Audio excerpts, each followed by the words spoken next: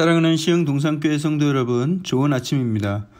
따뜻한 봄의 햇살처럼 주의 따뜻하게 감싸시는 인자하심을 경험하게 되는 귀한 한날 되길 주님의 이름으로 축복합니다. 오늘 2021년 4월 8일 목요일 시동을 위한 메시지 지금 시작합니다. 오늘 우리에게 주시는 하나님의 말씀은 출애굽기 2장 1절에서 10절까지의 말씀입니다. 출애굽기 2장 1절에서 10절의 말씀. 어제 본문에서 우리는 새롭게 등극한 애굽의 왕조가 히브리 민족에게 큰 위협을 느낀 것을 살펴보았습니다. 사실 히브리 민족은 애굽을 대적할 기미가 전혀 없었음에도 불구하고 그 민족이 늘어나는 숫자만 보고 미리 겁을 먹은 것이죠. 그래서 노역을 강화하고 또 히브리 민족의 산파들을 시켜서 사내 아이를 죽이려는 음모도 꾸밉니다.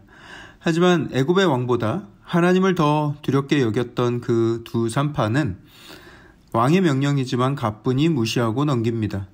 모든 권세는 하나님으로부터 난 것이지만 하나님의 뜻과 상충되는 명령을 내릴 때에는 당연히 그 모든 권세의 주인 대신 하나님의 명령이 우선순위 있다는 것을 그 산파들은 매우 잘 알고 있었던 것이죠. 그 덕분에 히브리인들의 숫자는 더 크게 늘어만 갔습니다. 애굽 왕 바로가 드디어 안 되겠다 싶었는지 사내 아이가 태어나면 무조건 나일강에 던지고 딸이면 살려두라는 행정명령을 내립니다. 이 정도면 거의 미친놈, 죄송합니다. 정신이 가출해버리신 분이시죠. 한편 오늘 본문은 한 가정의 이야기로 집중이 되는데요. 레위 족속 남자가 레위 족속 여자와 결혼을 했습니다. 오늘 본문에 이름이 나오지는 않지만 출애굽기 6장을 보시면 아므람이 요게벳과 결혼하여 아론과 모세를 낳았다는 기록이 나옵니다. 그 두 사람 사이에 아이가 태어났는데 태어난 아기를 보니까 너무 잘생긴 거예요. 이게 객관적으로 잘생긴 것인지 아니면 자기 자식이니까 찐빵같이 생겼어도 잘생겨 보였던 것인지 알 수 있는 방법은 없습니다. 그냥 믿는 수밖에요. 심지어 이 출애굽기를 기록한 사람이 누구예요? 모세죠. 지금 자신이 태어났을 때 나는 잘생겼었다라고 자기 입으로 이야기를 하고 있는 것인데 뭔가 좀 찝찝하지만 믿어야죠. 별 수 있겠습니까? 그 어머니가 이 아이를 보고 결심하기를 어머 얘는 너무 잘생겼잖아. 이 잘생긴 아기는 절대로 나일강에 던질 수 없어. 잘생겼으니까 어떻게든 숨겨야지. 그래서 못생긴 아기는 다 나일강에 던져지고 잘생긴 모세만 살아남았다. 이렇게 극단적으로 이해하지 마시고 그저 불같이 타오르는 모성애가 있었다라고 이해하시면 되겠습니다. 이제 이 아이가 커서 더 이상 숨기기가 불가능해졌어요. 그래서 갈대 상자를 만들어서 거기 그 겉에다가 역청과 나무 진을 칠했습니다. 갈대 상자 안으로 물이 새지 않게 하기 위해서 그렇게 한 것이죠. 그리고 그 안에 아기를 넣고 나일강에 떠내려 보냈습니다. 시흥 동산교회에서는 제가 이전에도 설명을 드린 적이 있지만 이 갈대 상자를 가리키는 단어가 바로 테바입니다. 이 단어는 노아의 방주할 때 그 방주라는 단어로 번역이 되기도 했었죠. 하지만 이 단어의 원래 의미는 상자라는 뜻입니다. 지금 이 모세가 타고 있는 테바도 그렇고 노아가 탔던 그 방주 테바도 그렇고 상자를 탄 것입니다. 여러분 상자이지 배가 아니에요. 테바는 배가 아닙니다. 배는 돛을 이용해서 또는 노나 키를 이용해서 원하는 방향을 조정할 수도 있겠지만 상자는 그런 게 없죠. 지금 이 역청을 바른 갈대 상자도 그렇고 노아의 방주도 그렇고 테바의 궁극적인 목적은 물에 잘 떠 있는 것입니다. 물이 새지 않도록 만들어서 가라앉지 않게만 하는 것이죠. 그렇다면 방향은 누가 조정하는가? 하나님께 맡겨드리는 거예요. 하나님이 선한 방향으로 조정해 주실 것을 믿고 완전히 맡긴 채로 힘을 빼는 것입니다.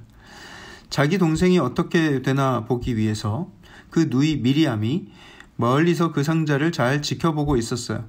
결국 그 상자가 어디로 떠내려갔는고 하니 바로의 딸이 그 강가에 목욕을 하러 나왔다가 그 갈대 상자가 둥둥 떠다니는 것을 발견했습니다. 그리고 시녀들을 시켜서 가져오라고 했어요. 가져와서 열어보니까 아기가 막 우는데 너무 불쌍하게 여겨지는 것이죠. 아, 이 아기는 히브리 사람의 아기구나. 살기 위해서 이렇게 떠내려왔구나.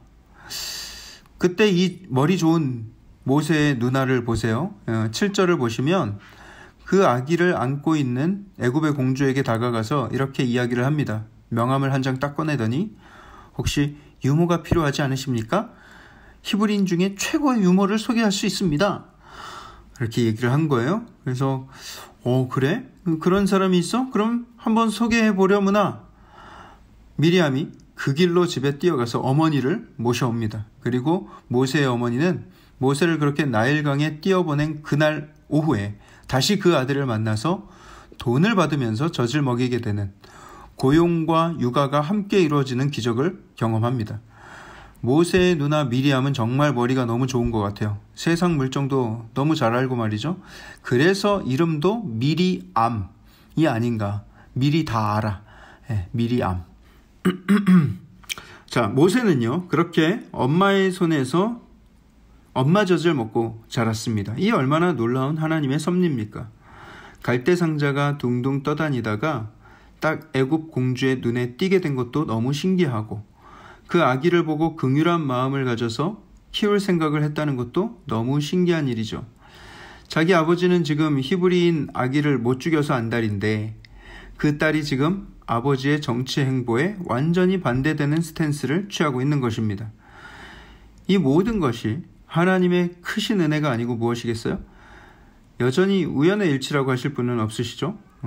네, 계실런지도 모르겠습니다만, 여튼 이 아이는 주님의 은혜 가운데 무럭무럭 자라나서 젖을 뗄 나이가 되었습니다. 그리고 공주에게 이 아이를 다시 보냅니다.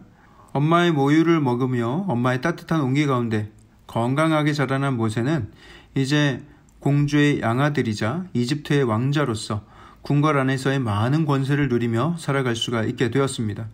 애굽의 모든 앞서가는 문명, 문물, 모든 것을 다 한 몸에 누리고 접할 수가 있었고요. 당시 가장 많은 지식이 모이는 저장고라고 할 수 있는 그 애굽의 궁궐에서 그렇게 살아갈 수가 있게 된 것이죠. 사랑하는 성도 여러분, 이 모든 은혜는 모세가 특별해서 받은 은혜입니까? 아기 시절에 잘생겼기 때문에 특별히 그런 은혜가 주어졌습니까? 그럴 리가요. 그에게 그런 은혜가 주어진 이유는 그 어머니의 간절함과 하나님께 대한 신뢰가 있었기 때문에 가능했던 것입니다. 하나님께 아이의 생명을 맡겨드리는 그 믿음이 그 아이에게 큰 형통의 복으로 임했던 것이죠. 그렇다고 여러분, 형통의 복이라는 것을 오해하지 마십시오. 형통의 복이라고 하면 보통은 아무 어려움 없이 꽃길만 걷는 인생을 생각하는 분들이 많이 계세요. 자녀들을 위해서 기도할 때도 꽃길만 걷게 하소서 하면서 기도하는 분들이 계십니다. 아니요, 여러분. 우리는 꽃길 걷기 위해서 이 땅을 살고 있는 것이 아닙니다. 우리는 주의 길을 걷기 위해서 이 땅을 살고 있음을 기억해야 합니다. 주의 길, 그리스도의 길은 꽃길이 아니에요. 좁은 길이고 험한 길입니다. 모세도 처음엔 꽃길만 걷는 듯 했지만 그의 인생은 그 뒤로는 계속 광야였어요. 그렇지만 그의 인생이 복된 인생이라고 여겨지는 이유는 그 광야길을 가는 동안 하나님과 늘 동행하였기 때문입니다. 어려움 없는 인생을 사는 것이 아니라 그 어려움을 밟고 이기며 정진하는 인생이었던 것이죠. 사랑하는 성도 여러분, 여러분들의 삶을 주님께 맡기십시오. 그분의 능력과 그분의 선하심을 믿고 맡기고 또 맡기세요. 하나님은 분명 꽃길로만 인도하지는 않으시겠지만 어떤 길이든 승리하게 하실 줄 믿습니다. 주님의 태바에 인생을 맡기고 주님 인도하시는 대로, 주님 보내시는 대로 그 믿음의 여정을 담대히 걸어가시는 저와 여러분들 되길 주님의 이름으로 축복합니다. 기도하겠습니다. 사랑의 하나님, 주께서 우리에게 주신 그 소명은 꽃길을 걷는 것이 아니라 주의 길을 걷게 하시는 것을 우리가 이 시간 깨닫습니다. 하나님께서 나의 길을 함께 동행하시며 승리 주실 줄 믿고 하나님께 더욱더 많이 맡기고 아뢰고 하나님을 신뢰하며 나아가는 나의 인생이 되게 하시고 그 가운데 하나님의 큰 영광을 드러내는 나의 삶으로 쓰임받게 하여 주시옵소서. 오늘 주신 하루를 그 소명 붙들고 살아가겠습니다. 주님, 나를 붙들어 주시옵소서. 이 모든 말씀을 살아계신 예수 그리스도 이름으로 감사하며 기도합니다. 아멘.